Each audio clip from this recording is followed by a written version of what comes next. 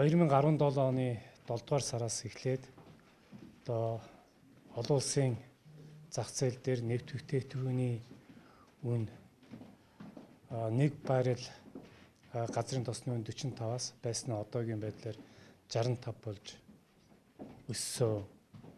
Тэгээ судалгаа хийд үзэх юм бол энэ нефт бүтээгдэхүүний үн одоо энэ 60-70 орчим доллар дээр хэлбэлцэх ийм төлөвтэй байгаа.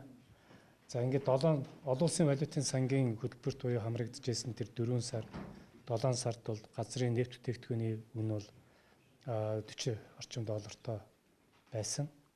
Тийм учраас өнөөдөр засгийн газрын уралдаанаар ярилцж байгаад А80, А92 энэ одоо онцгой албан татварыг тэглэе гэдэг юм шийдвэр гаргаж байна.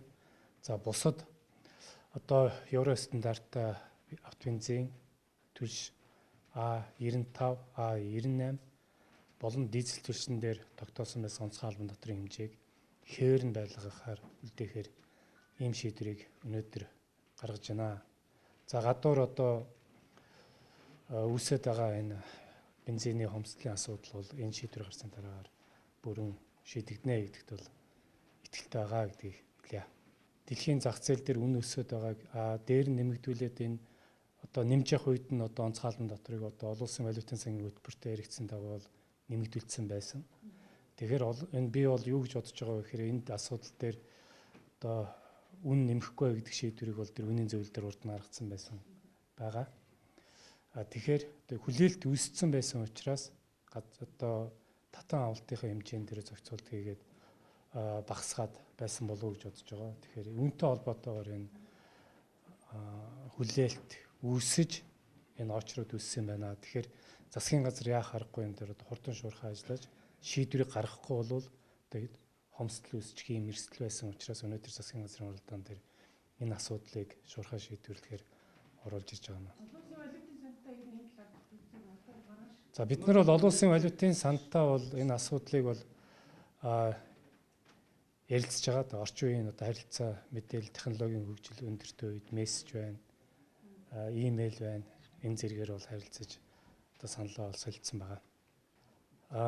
Сая дизелийн одоо оногдуулж байгаа онцгой албан татврын хувь хэмжээг бол өөрчлөхгүй гэдэг шийдвэр гаргаж байгаа. Бид бүгдээрээ мэдж байгаа. Дэлхийн зах зээл дээр одоо нүүрсний үн өндөр байна. Зэсгийн үн өндөр байна, алтны үн өндөр байна.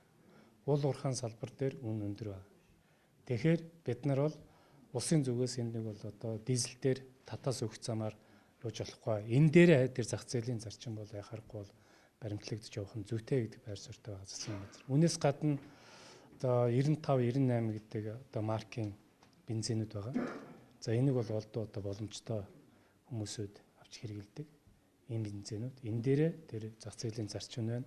Оногдуулах хэвээр татвар оногдуулаад явж байгаа. Харин А80, А92-ийн хувьд бол суур үнэ хөдөлгөж хэрсэлтэй байгаа учраас бид нар энэ засгийн газраас ийм шийдвэрийг авч хэрэгжүүлж байгаа. Цөөн тооны одоо гадаад зах зээл дээрээс цэвэр нөлөөлдөг. Гадаад зах зээлийн дээр одоо нефт бүтээгдэхүүний савлгаатай байгаа үед бол энэ гадаад зах зээлийн үнийн өсөлтийг Монголдо тэр тусмаа өргөн хэрэглээний бараан дээр учруулах шаардлагагүй гэж үзэж энэ зохицуултын арга хэмжээг бас төр засаг авч явах үүрэгт.